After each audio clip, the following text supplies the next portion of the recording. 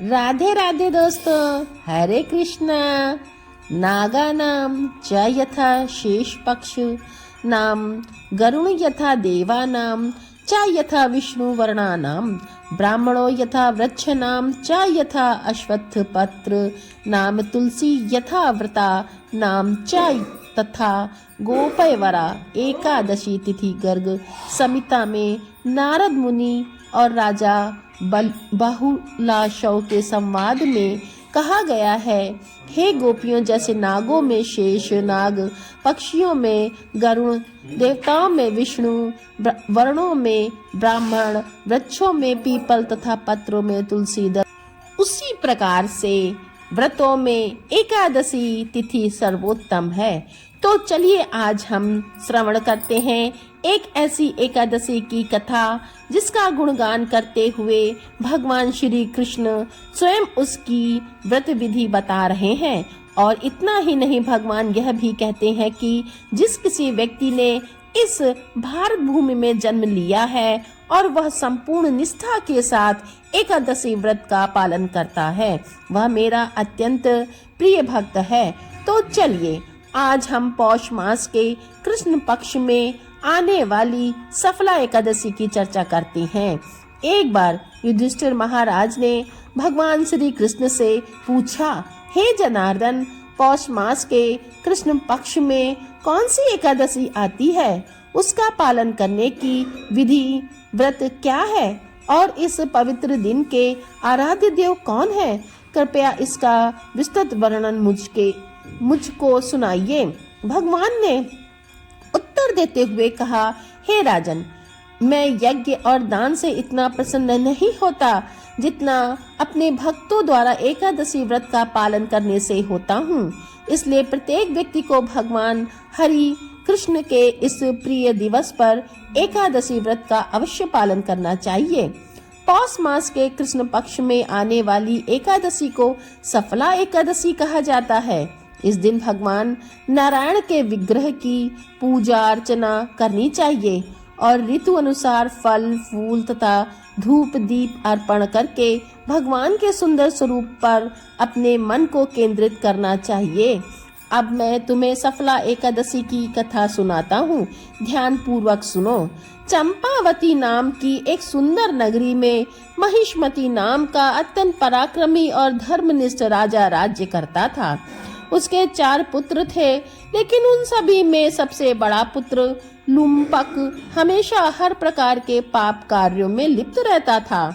जुआ खेलना, स्त्रियों के साथ व्यभिचार करना, देवता, ब्राह्मण और वैष्णवों का अपमान करना तथा निंदा करना, ये सारे उसके कार्य सामान्य बन चुके थे। आखिरकार उसके पिता राजा महिष्मती ने उसके इस दुर्व्यवहार के कारण उसे अपने राज्य से निकाल दिया। राजा के डर के कारण लुंक का कोई मित्र या स्नेही भी उसके साथ नहीं रहा। अब लुंक अपने राज्य से बाहर एक घनघोर जंगल में चला गया, लेकिन राज्य से निकाले जाने पर भी लुम्पक के स्वभाव और पापी मनोवृत्ति में कोई परिवर्तन नहीं आया। उसने अपने पिता की ओर रोष प्रकट करते हुए सोचा कि मेरे पिता ने मुझे राज्य से निकाल दिया है, लेकिन अब मैं इस राज्य को ही लूट लूंगा। दिन के समय में मैं जंगल में रहूंगा और रात्रि के समय राज्य में जाकर लूट मचाऊंगा। और उसने ऐसा ही किया। दिन के समय वह जंगल में पशुओं की हत्या करके उनसे अपना पेट भरता और रात्रि के समय नगर में जाकर वहां के लोगों की धन संपत्ति चुरा लेता। कई बार राज्य के लोगों ने उसे नजर के सामने पकड़ा भी, लेकिन राजा के भय से कोई भी इस बात को राजा तक नहीं पहुंचा पा रहा था। राज्य के लोग सोचते कि यह लुम्पक के पूर्व जन्म के कर्म ही होंगे जिसके कारण वो इस पाप प्रवृत्ति में संलग्न हुआ है और उसे अपने राज्य से जीवन का भी त्याग करना पड़ा। लेकिन लुम्क के पाप कार्यों का अंत नहीं हुआ। जंगल में वह भगवान श्री विष्णु के प्रिय अति प्राचीन बरगद के पेड़ के नीचे रहता था। इस प्रकार कुछ समय बीत गया। आखिरकार एक दिन उसके जीवन में एक चमत्कारी परिवर्तन आ ही गया और वो दिन था सफला एकादशी का दिन। एकादशी के दिन पहले दशमी के दिन लुंक पूरी रात ठंड के कारण सो नहीं पाया। उसके पास सोने और ओढ़ने के लिए पर्याप्त वस्त्र नहीं थे और पौष मास में बढ़ने वाली शीत लहरों के कारण उसका शरीर शीतल पड़ने लगा था। इस प्रकार उसने दशमी के दिन अनजाने में ही जागरण कर लिया। दूसरे दिन प्रातः हुई तो उसके शरीर में शक्ति का संचार नहीं हो रहा था। ठंडे के कारण मध्याह्न तक वह ऐसे ही उस वृक्ष के नीचे पड़ा रहा।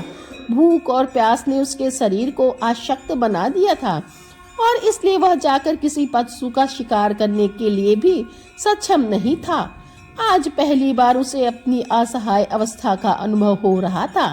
किसी भी तरह उसने हिम्मत जुटाई और धीरे धीरे उस बरगद के पेड़ के आसपास जितने फल गिरे हुए थे उसे वह एकत्रित करने लगा। ऐसा करते करते संध्या का समय बीत गया। अब अपनी इस दुर्दशा के ऊपर पछतावा करते हुए पीड़ा से युक्त आर्द्रवाणी में लुम्पक प्रार्थना करने लगा, हे प्रभु, मेरी क्या स्थिति हो गई है? अब मैं क्या करूं? कहाँ जाऊं? श्री हरि कृपा मेरे ऊपर दया करें और इन फलों को स्वीकार करें। इस प्रकार प्रार्थना करके उसने इन फलों को भगवान को अर्पित किया।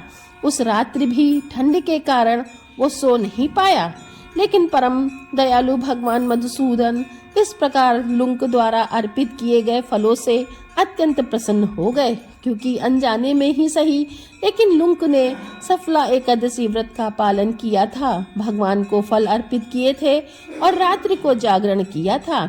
दूसरे दिन प्रातः जैसे ही सूर्य देव प्रकट हुए उसी क्षण एक सफेद तेजस्वी घोड़ा लुंक को ढूंढता हुआ वहां आ पहुंचा और उसी क्षण एक आकाशवाणी हुई।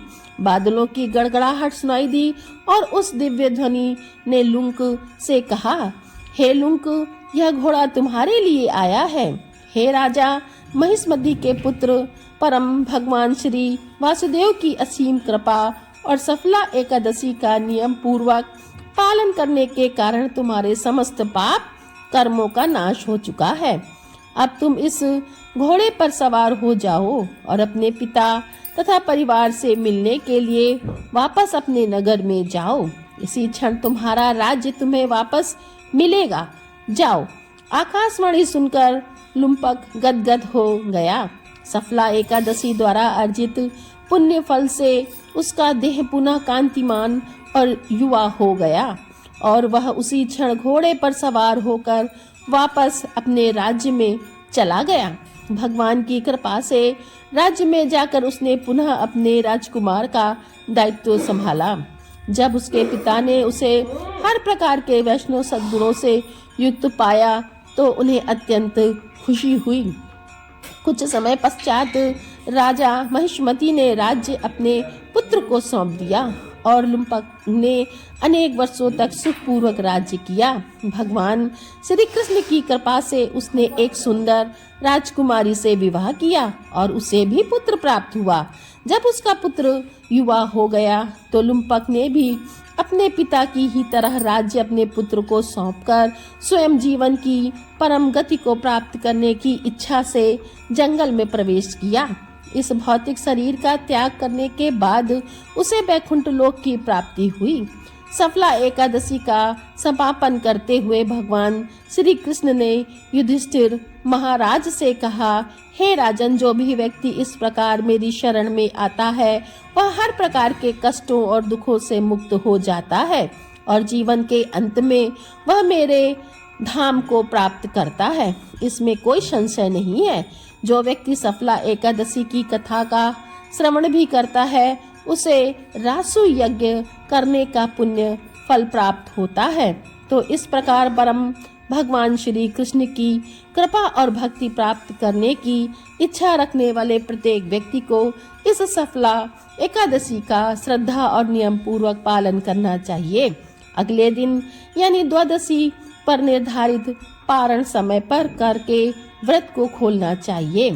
पद्म पुराण में कहा गया है कि द्वादशी के दिन प्रातः उठकर स्नान आदि से निवृत्त होकर भोग को तैयार कर लें और उसके बाद श्री हरि विष्णु को भोग आरती करके फिर किसी ब्राह्मण को भोग प्रसाद खिलाकर शक्ति अनुसार